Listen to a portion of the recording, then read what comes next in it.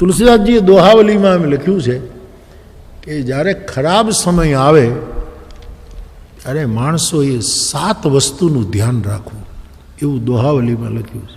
યુવાનોને ખાસ મારે કહેવું, ભગવાન કરે કોઈના જીવનમાં ખરાબ સમય આવે જ નહીં એવું આપણે ઈચ્છીએ, પણ ભાઈ આ તો જગત છે. જિંદગી એ કંઈ રેલવે લાઈન નથી કે આમ સમાંતર ચાલી જાય. તો ગંગધારા છે, ક્યારે આમ વળે, ક્યારે આમ વળે, ક્યારે આમ વળે. ત્યારે તુલસીદાસજી આપણને માર્ગદર્શન આપે. યુવાનો શું, બધી જ વયના માણસો માટે કે આપણો ખરાબ સમય હોય, ભગવાન કરે ખરાબ સમય ન આવે, પણ જીવન છે સાહેબ. પણ જો ખરાબ સમય આવે તો તુલસી કહે ખરાબ સમયના આપણા 7 મિત્રો છે. આ 7નું સેવન કરવું. તુલસી અસમય કે સખા, ખરાબ સમયના આ 7 મિત્રો છે. તુલસી કહે એનું લિસ્ટ આપ્યું. તુલસી અસમય કે સખા ધીરજ. પહેલો મિત્ર ધીરજ છે. જ્યારે સમય બરાબર ન હોય, બધી જ બાજી ઉલટી પડતી હોય, બધી જ વિષમતાએ ઘેરી લીધા હોય, ત્યારે તુલસી કહે તમારો મિત્ર તમારી ધીરજ છે. એ વખતે ધીરજ રાખવી, અધીરા ન થવું. ગંગા સતી બોલ્યા છે, મેરું રે ડગે પણ જેના મનડા ન ડગે, મરને ભાંગી પડે બ્રહ્માંડ. યુવાન ભાઈ બહેનો, કોઈ પણ વયના ભાઈ બહેનો, ખરાબ સમય હોય ત્યારે ધીરજ આપણો, ધીરજ ધર્મ. બીજું આપણો ધર્મ, જે ધર્મ તમે પાળતા હો, બસ તમારો જે સ્વધર્મ હો, ઇસ્લામ હો તો ઇસ્લામ, જો ભી હો ધર્મ હોવો જોઈએ.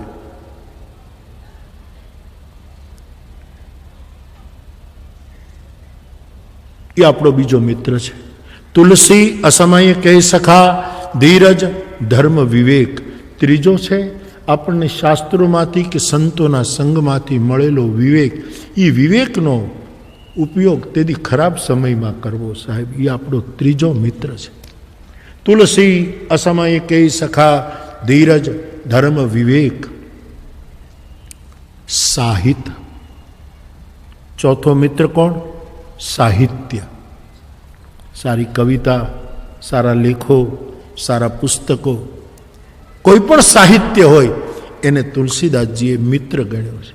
તુલસી અસમય કે સખા ધીરજ ધર્મ વિવેક સાહિત્ય સાહસ.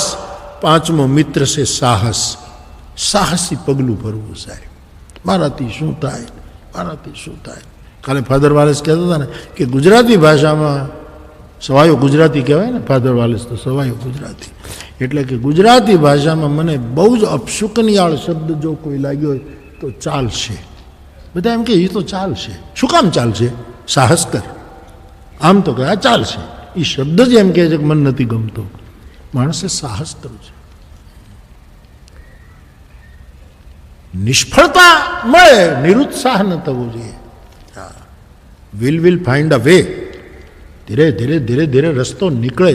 સાહસ કરવું. પણ એના પહેલાં વિવેક શબ્દ આવ્યો, એને બહુ ધ્યાનમાં રાખવું. અવિવેક પગલું ન ભરવું. વિવેક રાખીને સાહસ કરવું.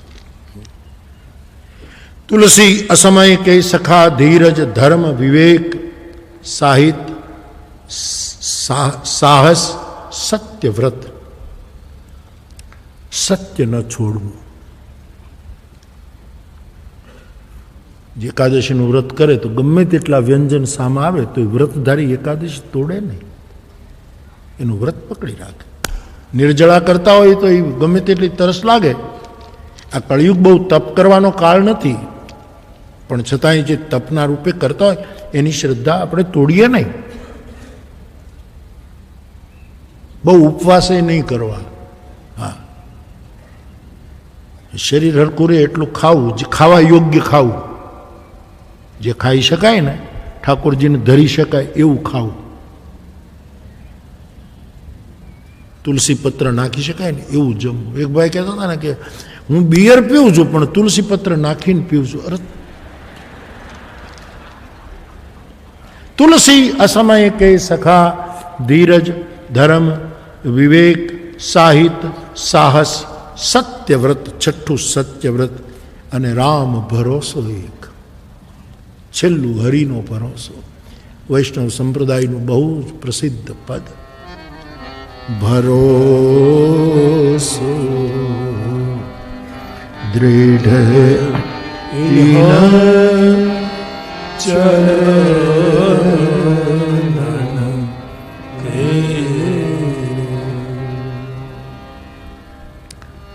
શ્રીવલ્લભ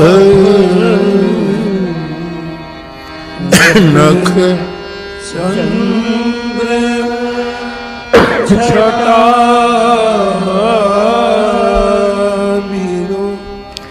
સબ જગ માહી અંધેરો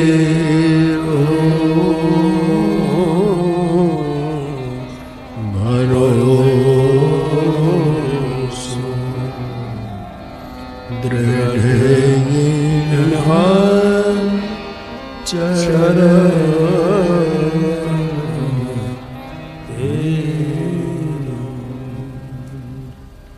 ટૂંકમાં